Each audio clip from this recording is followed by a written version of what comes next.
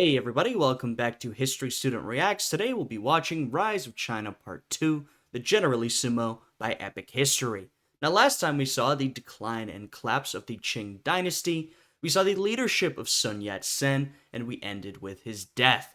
Now we'll need to see which direction China goes in the aftermath of his passing. Very interesting stuff. Now, if you guys end up enjoying this one, I'd appreciate it if you would leave a like on the video, subscribe to my channel, and check out a new original history video I recently uploaded on whether AI knows history accurately. Spoiler alert, it doesn't. I'll link that video down below in the description and at the top of the comment section. Now, with all that out of the way, let's jump right into this reaction. The world under heaven, long divided, must unite. Long united, must divide. Thus, it has ever been. Oh my. What a quote. Chiang's rise to power. 1925. 13 years after the abdication of China's last emperor, the country remains in turmoil. It is being torn apart by warring factions, with around 1.5 million men under arms. In the capital, Peking, millions mourn the death of revolutionary leader Sun Yat-sen, who had seemed to many to offer a brighter future. Yeah, I mean, Sun Yat-sen was really the main leader of that late Qing era into the aftermath of the Qing dynasty, right? He seemed to present a different option, a Republican China, right? China as a nation state, a democracy. Well, things didn't really work out for Sun Yat-sen, but he kept trying, right? And he was making an effort even in his later years, but in the end, he never really achieved that vision of a united China, apart from maybe a really brief period of time that was very tenuous. And now, everyone has to work out, what do we do in the aftermath of Sun Yat-sen? Do we continue towards his vision of a more unified China? Do we try to keep his idea of a unified movement going, which has nationalists and communists and all these different groups? Or do we go in a different direction? That's the question.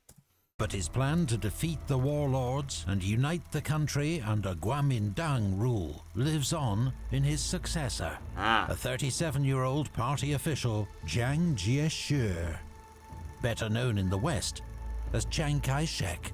And I think we'll see Chiang Kai-shek certainly embraces some of Sun Yat-sen's ideas and methods, but for others, he takes a pretty different approach. As commander of the Kuomintang's Whampoa Military Academy, Chiang has earned a reputation as a charismatic, effective and ambitious leader. He attended military school in Japan, where he first met Sun Yat-sen, and joined the revolutionary cause in 1908. And I think I mentioned, by the way, last time that those military academies were pretty important. We see some pretty influential communist and nationalist leaders there, that they play a big role in building the movement that Sun Yat-sen wanted to build, but also they play a big role in the real movements we'll see going forward, both of the communists and of the nationalists under Chiang Kai-shek. At the time of Sun's death, much of China is dominated by warlords, an assortment of ambitious generals and regional leaders who command their own private armies, and whose first loyalty is to themselves. The Kuomintang, also referred to as the nationalists, control only the southern provinces of Guangxi and Guangdong, and its capital, Canton. To strengthen its position, they've made an uneasy alliance with the Communist Party to form the First United Front. This means they now receive support from the Soviet Union. But many Kuomintang members, including Chiang, are distrustful of Soviet intentions. His own recent visit to Russia has convinced him that communism is not suitable for China. Yet there is a widespread hunger for change in China. The people are fed up with the chaos, the warlords, and foreign interference. Yeah, I mean, the people, they want some type of unity and stability. Now, to be clear, those things can come in many different forms, but there's been fighting for years at this point. The country's broken up, warlords at each other's throats, they're looking for something different. Now, when I said Chiang Kai shek would go in a different direction, in some ways, we're talking about a more anti communist direction.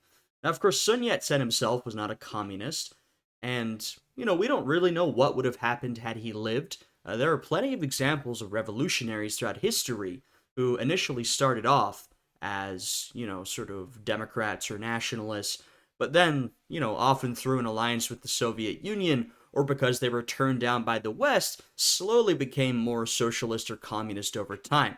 So, could that have happened with Sun Yat-sen? I think it's possible. It's also possible something different would have occurred. We don't know, but at the very least, Sun Yat-sen was willing to sort of tolerate or embrace his communist comrades, right, to bring them in to build a bigger movement and to work with the Soviet Union to get some of that foreign support.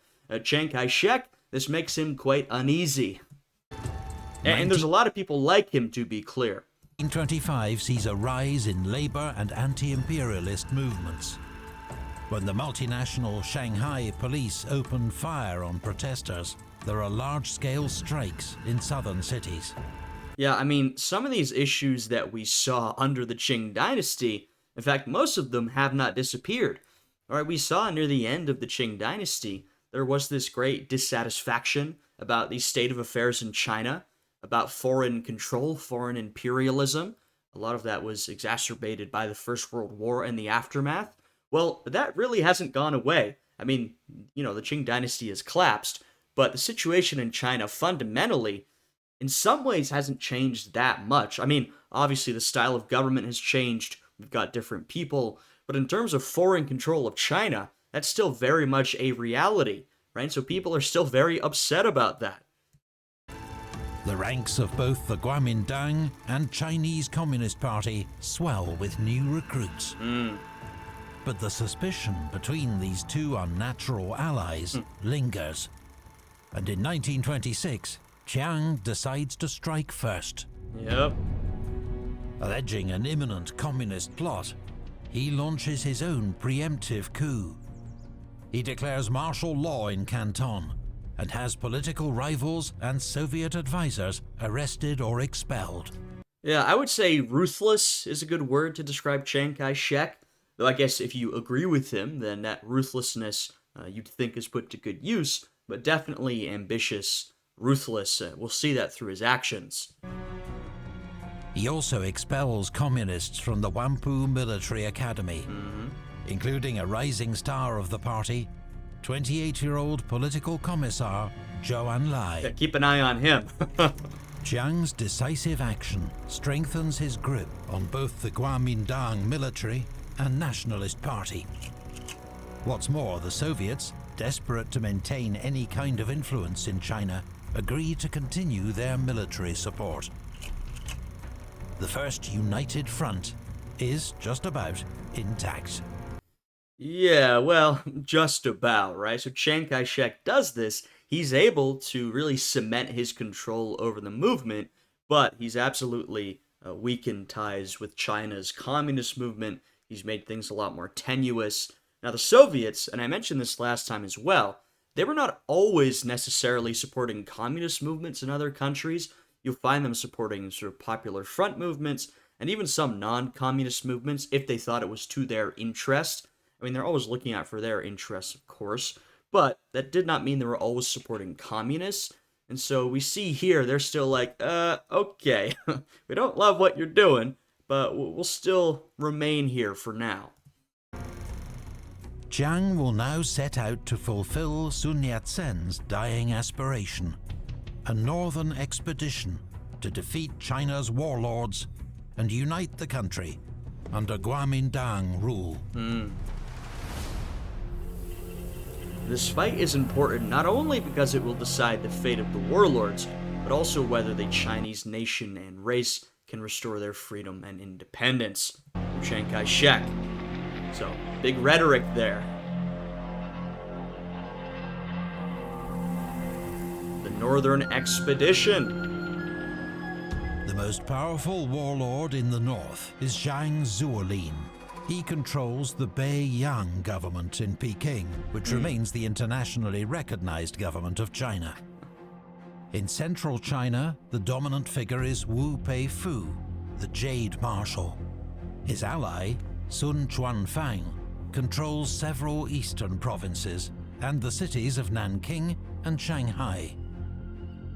In the south, Chiang's forces, known as the National Revolutionary Army, are 100,000 strong. He knows that when he marches north, his men will be heavily outnumbered. But his troops are better trained, have some modern Soviet equipment, plus their own warlord allies, Li Zongren, Feng Yuxiang, and Yan Xishan. Right, so they've got some of that Soviet support, and once again, it's hard to overstate the importance of these military academies. They're really sort of a foundational moment in the formation of both, once again, the nationalist and communist movements that'll be so important in the coming decades of Chinese history. And we'll see here that they've really set themselves up, right? They were preparing, they were getting ready. I mean, initially under the leadership of Sun Yat-sen, but now, after his death, we're going to see if that effort can come to fruition. Chiang plans to take on the hostile warlords with a methodical northern advance. In the first months of the war, his northern expedition makes rapid advances. By April, the Kuomintang controls southern China's most important cities, including Wuhan, Shanghai, and Nanking. First, Wu Peifu, then Sun Chuanfang are driven from their strongholds. Zhang Zuolin alone holds out in the north. Many warlord troops switch sides, swelling Chiang's National Revolutionary Army to a gigantic force. Right, as we've talked about, you have all these different warlords, and, ideology was more or less of an issue depending on who it was, right? Some of these guys would have big rhetoric and cloak their actions in ideology, whether they were genuine or not. Some of them would just blatantly grab power, no justification about it. And so what we see here with the Kuomintang, the nationalists, is that, well, they've got a message, they've got a movement, more than just a military movement, a political movement. And so we see they're sort of gaining momentum as they go, and more people are joining up. Soldiers are defecting, both because the momentum is in their direction, but also because they're, in a certain way speaking to what people want. They're speaking to the needs and the concerns of the people, which, a lot of these warlords are not necessarily doing. Some 700,000 strong. Victory and a unified China seem within reach. China needs a Chinese Mussolini. So, we see a lot of ideology seeping into China here. So far, we've mainly been talking about communism, liberalism, socialism, nationalism, right? Things like that. But I think I did mention last time that we see a lot of the ideology of the 1910s, 20s, 30s entering China, and included in that is sort of far-right nationalism, or even fascism, you might call it. I mean, that's a pretty explicit reference to Mussolini right there, right? And we're entering into the 1920s, the rise of fascism around the world, both in Europe and sort of in Asia through Japan, right? This form of far-right militaristic nationalism, and sort of unsurprisingly, we see some of that germinating in China as well.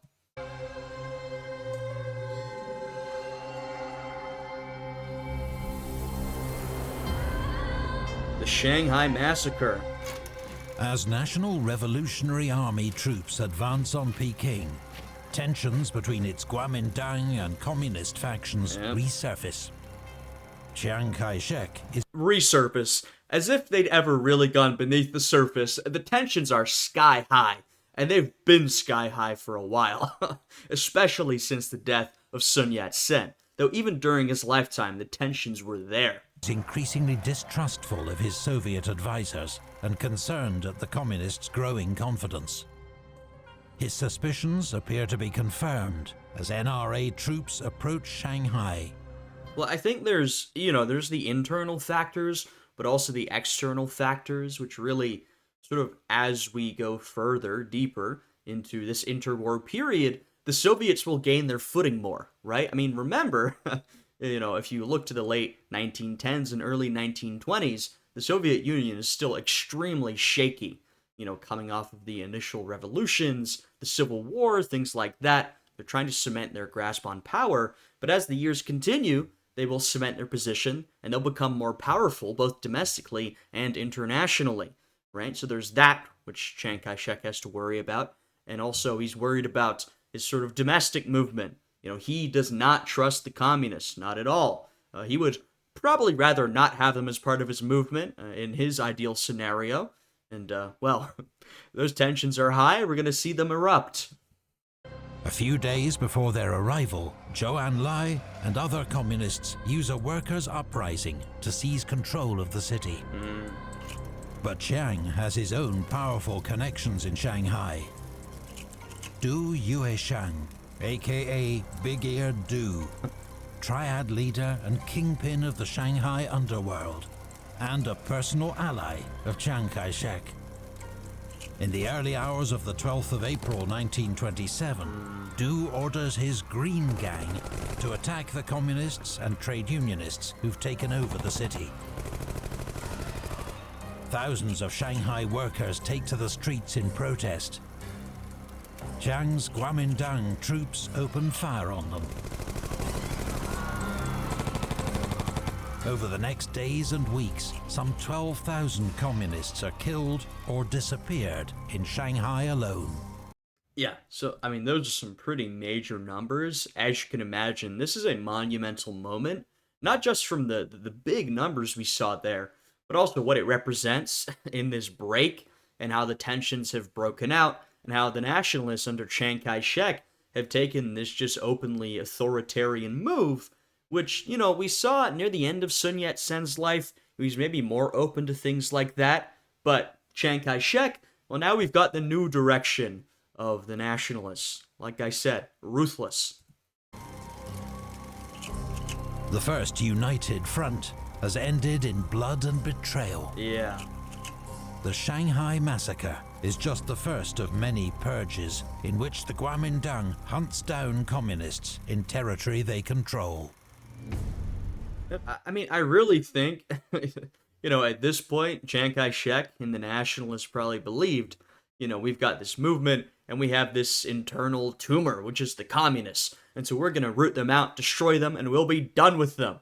I don't think they ever would have believed that the communists in the long term would come back, be stronger than ever, and actually win, be the victors. They would unify China. They would defeat the nationalists. I don't think they would have believed it for a second. But of course, we know that's the direction we're heading in the long run, of course. The communists have a lot of recovering to do in the meantime. The communists react by orchestrating uprisings across the country. Zhou Enlai, who is lucky to escape Shanghai alive, leads an armed uprising against Kuomintang rule in Nanchang. The following month, Mao Zedong leads the Autumn Harvest Uprising in Hunan and Jiangxi provinces. In December, a third uprising takes place in Canton. All three are swiftly crushed by Kuomintang forces. But there is no doubt that a brutal new front has opened in China's revolutionary struggles. Oh, yeah. As the communists fight for survival, Chiang's northern expedition resumes its advance. I mean, that also shows, by the way, that Chiang Kai-shek chooses to take this action. Both, I guess, his growing distrust and concern about the communists, but also, in a sense, I think his growing confidence.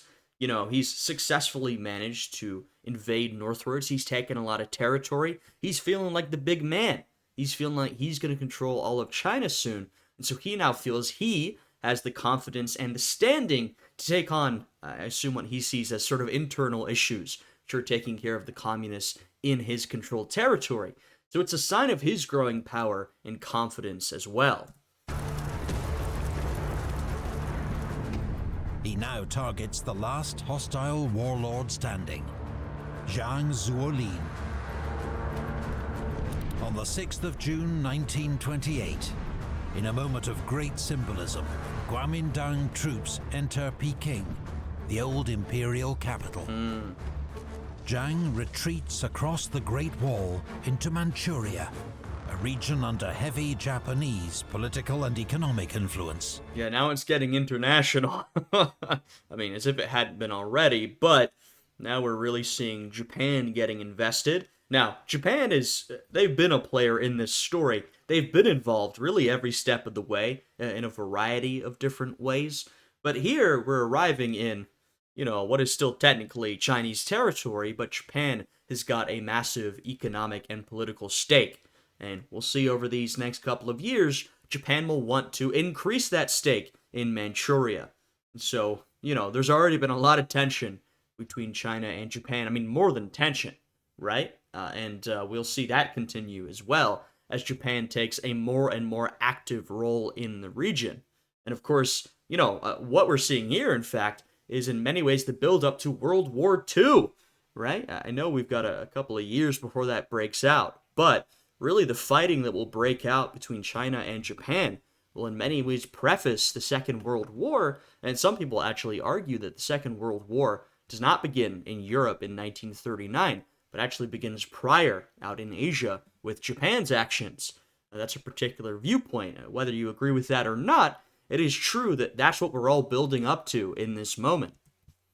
There is also a large Japanese military presence here, the Guangdong Army. The Japanese have supported Jiang for several years, but now decide he has outlived his usefulness. As Jiang travels north by train, his carriage is destroyed by a massive bomb. It had been planted by a Japanese officer. The Japanese military hope for better results from Jiang's 27-year-old son, Jiang Shuiliang.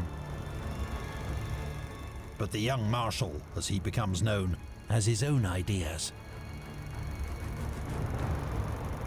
And by the way, during this period of time, we often see essentially the Japanese military pulling along the Japanese government. Now, that's not to say you won't get militaristic Japanese governments. You will, but the military is really the leader in this process. It's essentially, instead of the dog wagging its tail, it's the tail wagging the dog, right? Or at least as we think of it, right? I think a lot of us today would think of a military under the control of a civilian government. That's how most sort of liberal democracies work. But in Japan, though that is sort of supposed to be the case, what you have is the military is really controlling the direction of foreign and even domestic policy, and the government is sort of being forced to follow along, sometimes more enthusiastically, sometimes less, actually. You have some civilian politicians who are not so thrilled about this, but they don't really have much of an option at this point. Has his own ideas. In July, Jiang Jr. opens negotiations with the Kuomintang.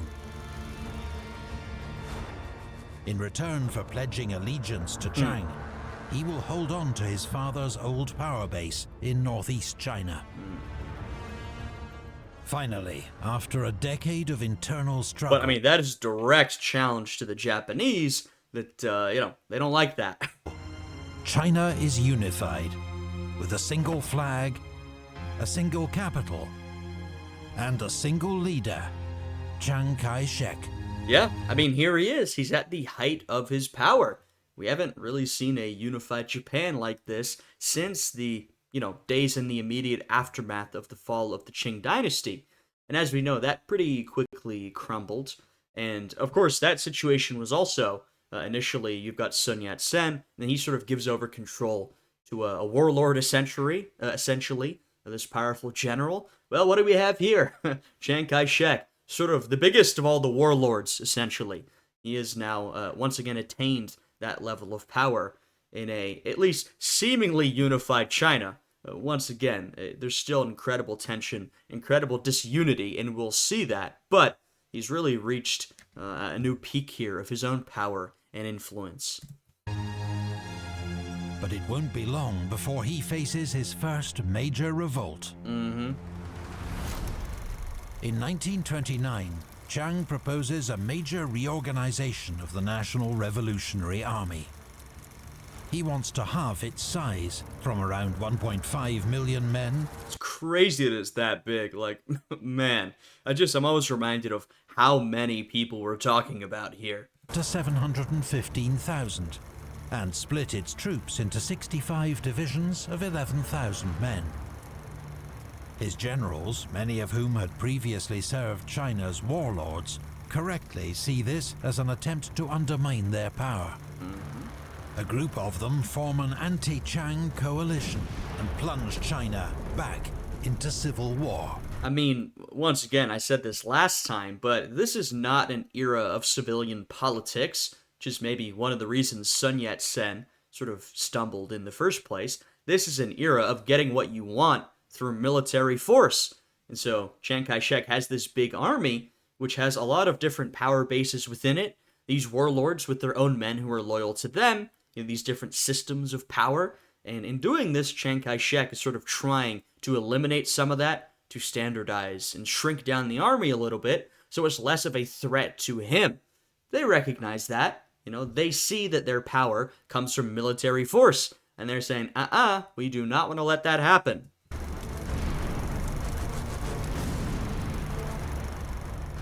The Central Plains War, as it is known, pits Kuomintang forces against their former warlord allies.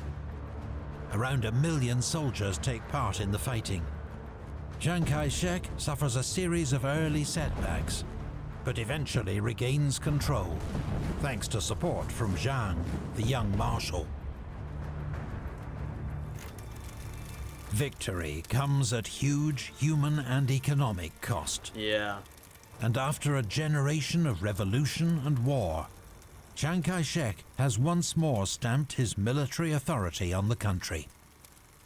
Now he faces the next daunting challenge: to transform the Republic of China into a united, prosperous, independent state.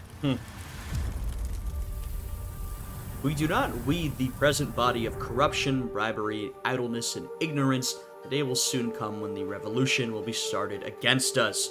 From Chiang Kai-shek. Interesting quote there.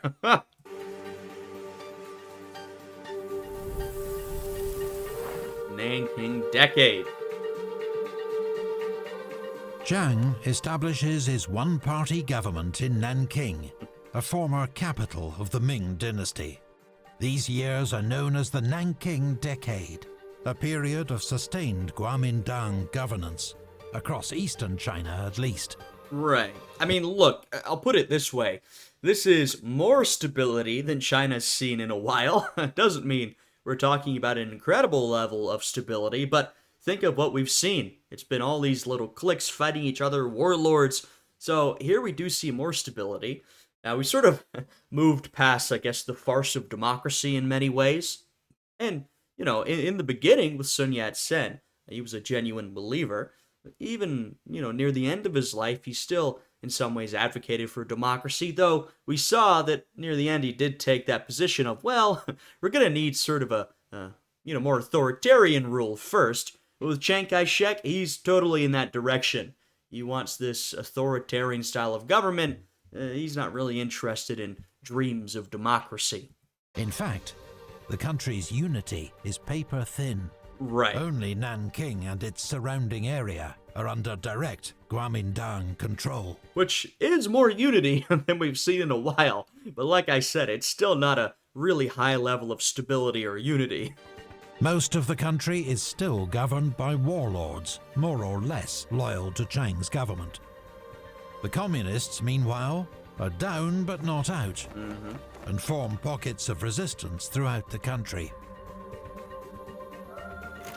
In power, Chiang Kai-shek is referred to as the Commander-in-Chief, or Generalissimo, and becomes increasingly authoritarian. Yeah, this is, you can debate how much comparison there is, but this is an era of rising authoritarianism and sort of far-right nationalism, and we see that in the rise of people like a Mussolini, or a Hitler, or a Francisco Franco, or a Chiang Kai-shek. We're sort of in that wave of history right? Once again, you can compare these different figures. There are similarities and differences, but we are largely talking about a similar wave of far right authoritarianism.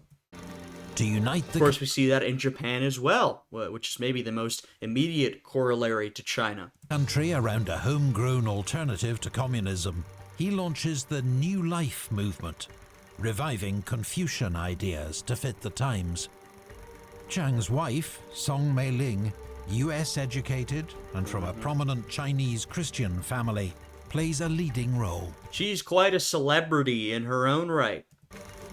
The impact of the New Life movement is limited, but by the early 30s, parts of China are rapidly modernizing. Yeah, it's interesting. It's sort of a move forward, but also a look backwards towards some of these traditions. We talked about in our last episode how there was such pushback against Confucian ideology and sort of Chinese tradition at the end of the Qing dynasty, because people felt that really those things had failed them. We see Chiang Kai shek sort of in some ways trying to return, and other ways pushing forward. But as we know, under the communists, there will also be a sort of big insistence on moving forward and leaving behind elements of tradition and Confucianism. So, what he's doing here, this is not a permanent return to tradition and Confucianism. It will not work that way, at least. New laws promote gender equality and protect women's rights in marriage and property ownership. Education continues to spread. Newspapers, magazines, and journals proliferate. New cinemas and theaters open. Infrastructure projects help the Chinese economy to industrialize. And there is huge foreign investment, Yeah. especially from Japan. I wonder why. I mean, it's not just proximity, right? Japan has an immediate stake in what's happening here. They want more and more influence. They want to make some money as well, right? So we see here Chiang Kai-shek, and in this way, there is some difference from, say, the fascist leaders out in Europe, because Chiang Kai-shek rules over this country that has been essentially beaten down and colonized to a certain extent. And so a lot of what he does is modernizing, right? Bringing in more money, more investment, technological modernization, but all through the aegis of this sort of authoritarian style government, right? He's bringing in some of these more modern ideas, but that is the method through which he's doing it, right? Though there are complaints of widespread corruption within Chiang's inner circle. Yeah. And yet, 85% of China's population are peasants. Their lot has not improved since the time of the Qing. They remain desperately poor and benefit little from developments in cities like Nanking and Shanghai. Instead, many face a perfect storm of soil exhaustion, erosion, and rising rents. Yeah, there's sort of a big blind spot here for many of these political leaders. It's interesting to think that when we, go back and read Marx or Engels, their belief was that communist revolution would first come to these highly industrialized economies with the industrial proletariat, right? People working in factories, essentially. But sort of our two big communist successes of this time period, where the communists managed to win, are in Russia, which was a deeply agricultural country with a lot of peasants. Vast majority of the population were peasants. And China, which is the same thing, deeply agricultural. The vast majority of the population were peasants. Now, I will say in Russia, what you do see is that the Bolsheviks, their support is centered among the soldiers and the urban working class.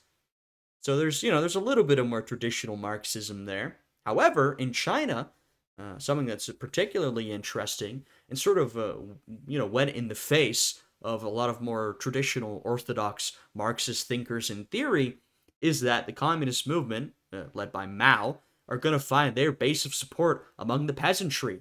And it'll grow, it'll broaden out over time. But at its roots, this is sort of a mass movement of Chinese peasants, right? That is in many ways the Chinese Communist movement, right? Which is interesting to think about.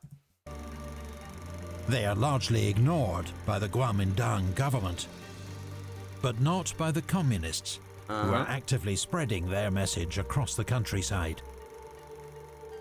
To add to the woes of the rural poor, in 1931, catastrophic flooding devastates central and eastern China. The scale of death and destruction is almost unimaginable. Estimates range from 1 to 4 million lives lost. Damn. It's one of the worst natural disasters in human history. Wow.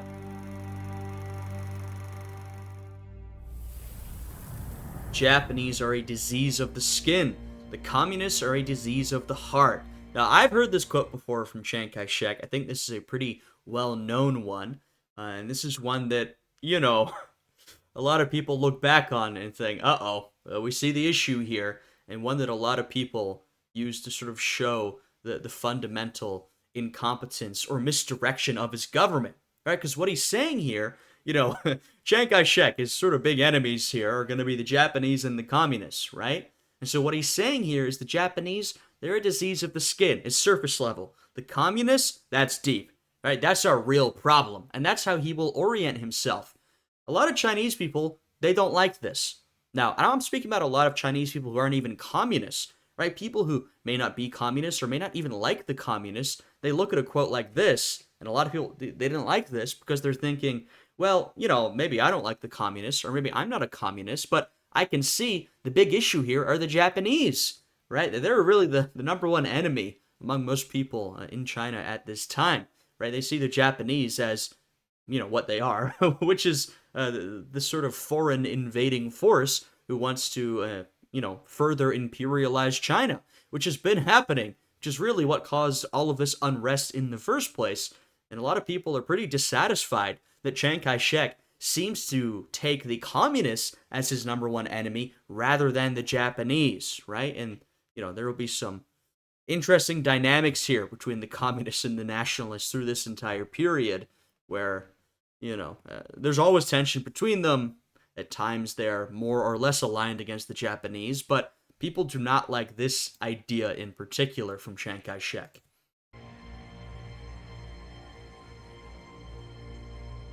I mean, not all, right? If you're like a hardened nationalist, then maybe you agree with him, but for a lot of people, they don't see the sense in this way of thinking. Mukden incident, oh yeah. Incident. While the Republic of China struggles with its many challenges, foreign rivals look to take advantage. For decades, Japan has been extending its territory and influence at the expense of neighbors. Now, against a backdrop of heightened militarism and nationalism, some in Japan see China as the obvious target for further imperial expansion. Yeah, and as we've seen in both of these episodes, it's not like this started now. Japan's been eyeing China and trying to gain influence for, really decades at this point. Japan already has enormous influence in northeast China and owns railways, factories and mines in the region.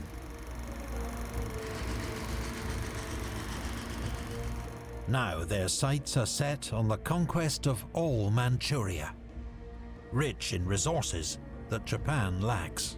We saw that sort of Russia and Japan, prior to World War I, were essentially sparring over the territory here. Now, at this point, Japan, at least from China's perspective, is absolutely the bigger threat than Russia. Russia has gone through its own issues in unrest. They've sort of taken a bit of a step back, though they're still involved in the region, as we've seen. Japan is now the far bigger threat, especially to Manchuria here, but really to China overall. On the night of the 18th of September 1931, outside the city of Mukden, an explosion destroys a section of the Japanese-controlled South Manchurian Railway. But it's a false flag operation. The bomb has been planted by rogue officers from the Japanese Guangdong Army to provide a pretext for the conquest of Manchuria. This is a real notorious historical moment with pretty wide-ranging consequences. Ignoring Chinese and international protests, Japanese forces attack. Within 3 months, their troops control most of northeastern China, driving back local Chinese forces commanded by Jiang, the young marshal. All of China is outraged, but Chiang Kai-shek will not be lured into a general war with Japan. Internal pacification before external resistance. Right, and this is that viewpoint or ideology I was talking about that made a lot of people upset with Chiang Kai-shek. They're saying, what do you mean? Your number one goal should be to resist the Japanese. They're literally coming in and conquering our territory. We all don't like this. But Chiang is saying, we gotta focus on our domestic issues, which are the communists, before we focus on our external issues, which are the Japanese. Once again, not super popular. He insists. His strategy will be to trade space for time, and he orders Jiang to retreat. Japan creates its own puppet state in northeast China, named Manchukuo. On the throne, the Japanese place China's deposed Qing emperor, Puyi, now 26 years old. Wow.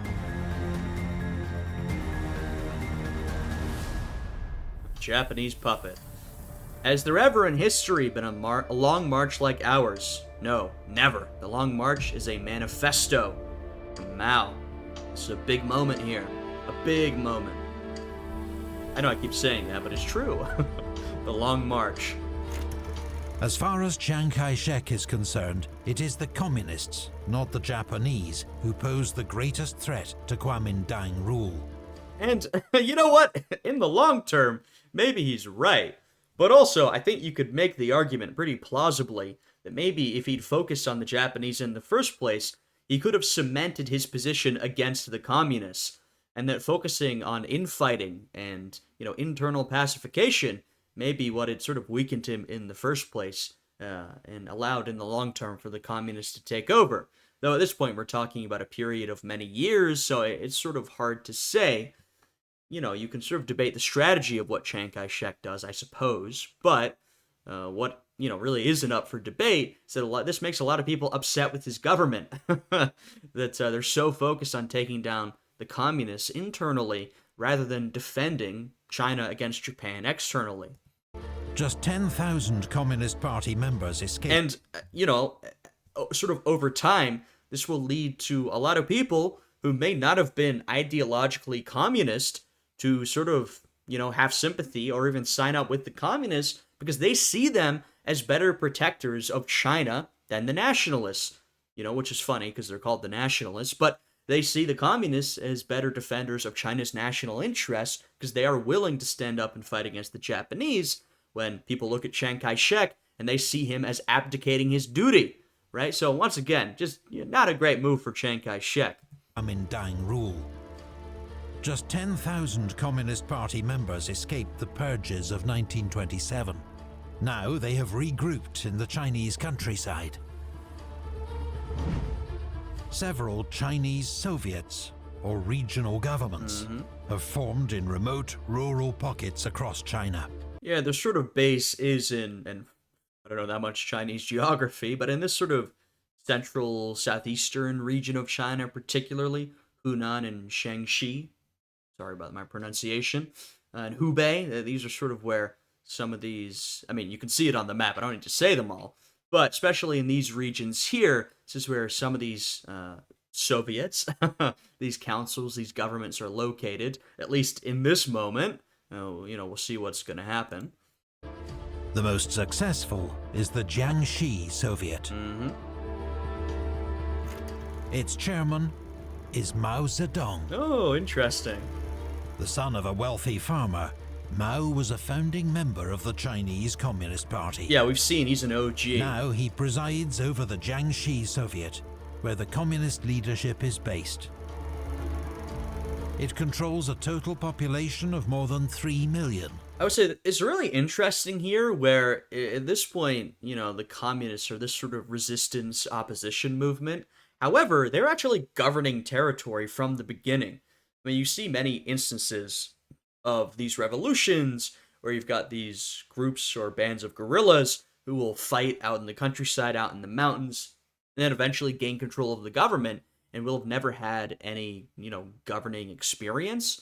But interestingly enough, the communist movement here in China, they set up these Soviets, and people like Mao actually have some experience governing over pretty large population centers, even though they generally are pretty rural. So it's an interesting situation. with its own bank, currency, and tax system. But Mao is criticized by other party leaders for his ruthless purges of communist forces. So I mentioned earlier Chiang Kai-shek, a ruthless operator. Well, we've got the sort of mirror, which is Mao Zedong, who is also a very ruthless operator. Like I said with Chiang, if you agree with him, that's probably what you'd like, right? But yeah, both of these guys are these pretty ruthless leaders of their particular movements. And loses influence. For now. Zhou Enlai takes over his role in the military leadership. The Jiangxi Soviet is the blueprint for a Chinese communist revolution. For the Kuomintang government, it is an existential threat. Chiang Kai-shek plans a series of encirclement campaigns to isolate and eradicate the communists. His troops face determined resistance from the Communist Red Army. The first, second, third, and fourth encirclement campaigns all fail. Yeah. I mean, look, the communists are taking a beating, but they are managing for now to resist. This is already a pretty incredible level of resistance, right? Based on what they're up against, they're managing to hold their own. And I know I've made a real point of this, but some of those Red Army officers, where did they get their experience? Where did they learn? At those military academies that Sun Yat-sen set up. Isn't that interesting? The war between these two sides is brutal and leads to suffering on a vast scale. Civilians, mostly peasants, find themselves caught between two ruthless forces who do not hesitate to carry out mass executions and torture and shoot anyone suspected of disloyalty. Victims include Mao's own wife, shot by the Kuomintang for refusing to denounce her husband. Damn. The death toll from this phase of China's civil war will never be known, but may be as high as 500,000. Finally, in September 1934, Chiang Kai-shek musters nearly 1 million men to surround, blockade, and destroy the Jiangxi Soviet. Yeah. This time, the weakened communists cannot hold the line. I mean, like I said, they've been resisting at a pretty incredible level for years at this point, but, really, the tide is against them, Chiang Kai-shek has got an incredible amount of resources and manpower, and eventually, he manages to push inwards. They gradually lose ground until around 100,000 soldiers and civilians remain in a small area around Ruijin. The communist leadership takes the fateful decision to abandon Jiangxi and live to fight another day. Yeah, and it is a fateful decision, because, you could imagine a different timeline where they stay put and they try to really fight it out, make a last stand. But they don't, right? This is what they decide to do. And this is really, I think, one of those forks of history where you can imagine things going in a very different direction. Many are killed trying to break out of the Kuomintang trap. The survivors embark on an epic, year-long march led by Zhou Enlai and Mao Zedong. Yeah, and this, I know I keep saying, well, this is a foundational moment, this is monumental. I'm sorry, it is. I truly think this era of history is very important to, where China is today, and that means where the world is today. This, frankly, this might be the foundational moment of the Chinese Communist Party, right? This is really their sort of founding myth, though it happens. But this is the story they tell themselves about, their movement and themselves. It doesn't start here, but in many ways it does, right? This long march, it is this moment of extreme devastation, difficulty, challenge, and a lot of people don't make it through, but some do. And those some are led largely by Zhou Enlai and Mao Zedong. After this, I mean, they've really cemented their leadership, though after this, it's not clear that they will come back. But they do, and this is really that foundational moment where it's like, it all comes from here. And after this, they're sort of building upwards. And this is, yeah, I mean, these are some of the foundational stories of the Chinese Communist movement and the Chinese Communist Party. I don't want to understate how important this moment is. And of course, that means this moment is important to the entirety of modern China, right? So this is really, really a big moment.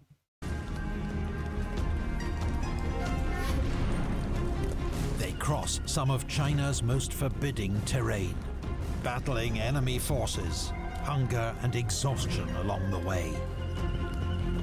Fewer than 1 in 10 of the Jiangxi communists complete the 6,000-mile march to Yan'an, Jeez. where they meet up with communist comrades from around the country. I mean, the reason why it's such a foundational story is because it's so impressive. I mean, this is the type of thing that you'd sometimes make up about your movement, or that you'd have as like I said, a founding myth. But the thing here is that it actually happens, right? Like we saw, the vast majority of the men, or the people, I should say, who left at the beginning didn't survive. Some did, but they did survive through incredible hardship, right? And so it's pretty, unbelievable that really anybody even made it, and that those people were able to continue building a movement from themselves. This astonishing feat becomes a founding legend of the Chinese Communist Party. Exactly. The Long March. Mao's leadership secures his place at the top of the party, at the expense of his Soviet-backed rivals. That's true. From now on, the party will follow Mao's vision, not Moscow's. That's true, and that's a big part of this. And there's some tension there, because we've seen that the Soviets already, the Soviet Union, I should say, has probably not taken the actions that the Chinese communists would have liked them to.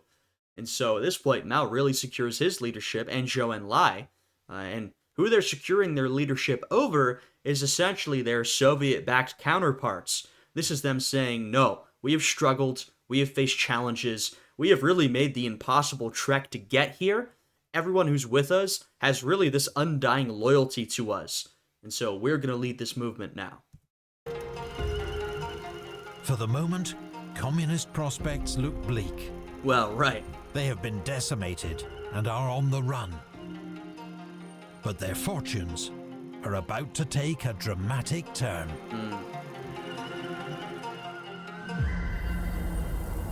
Look at the map and note the smallness of Japan compared to China. Can anyone doubt that we shall triumph? Yeah, so once again, sort of a message from Chiang Kai-shek doesn't really land super well. But you see what he's saying. He's like, well, we're definitely going to win, but you're about to enter a period of extremely intense fighting between China and Japan, in which Japan often has the upper hand.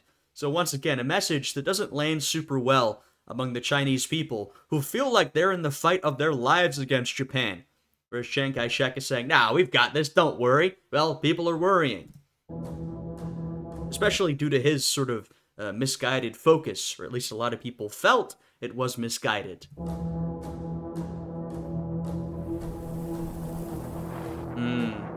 Another incident. December 1936.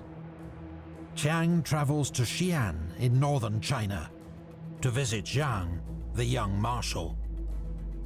His troops are leading the fight against the communists in their new northern base. It's 8 years since Jiang's father had been assassinated by the Japanese. 3 years later, they'd driven his army out of Manchuria. He is infuriated by Chiang's refusal to challenge the Japanese. Right, as a lot of people were. I mean, as we've seen, it's been years at this point. As they mentioned, Japan has set up shop in Manchuria. They've set up their own puppet government. They're doing whatever the hell they want. And people are like, hey, Chang, can we maybe get in there and do something? And he's come up with a bold plan. Jiang kidnaps Chiang Kai-shek and forces him to negotiate face-to-face with the communists. Yeah, this is quite a moment. Represented by Zhou Enlai. After 2 weeks of talks, Chiang Kai-shek gives in, having promised to end the internal fighting and confront the Japanese. He is released. Yeah, I mean, he's basically forced to. As soon as Chiang's safely back in Nanking, he has Jiang placed under house arrest. Yeah. But you can imagine he's not thrilled. on the crucial point, he keeps his word. Yeah. Chiang agrees to form an alliance with his communist enemies, a second united front. So, I mean, I've been talking about the dynamics between the nationalists and the communists and how at times they were more or less unified. Now, there will really always be enemies, but we saw sort of in the beginning with Sun Yat-sen, there was a first unified front.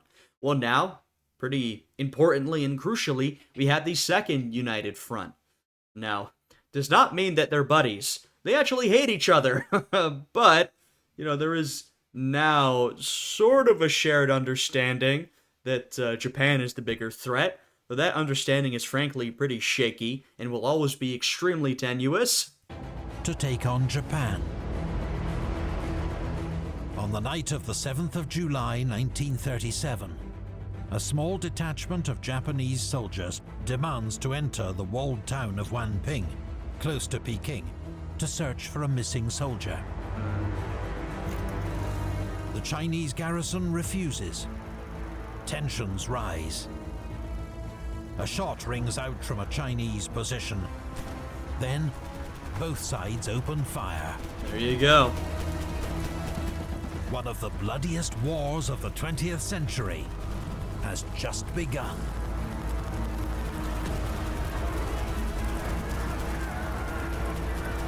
Jesus.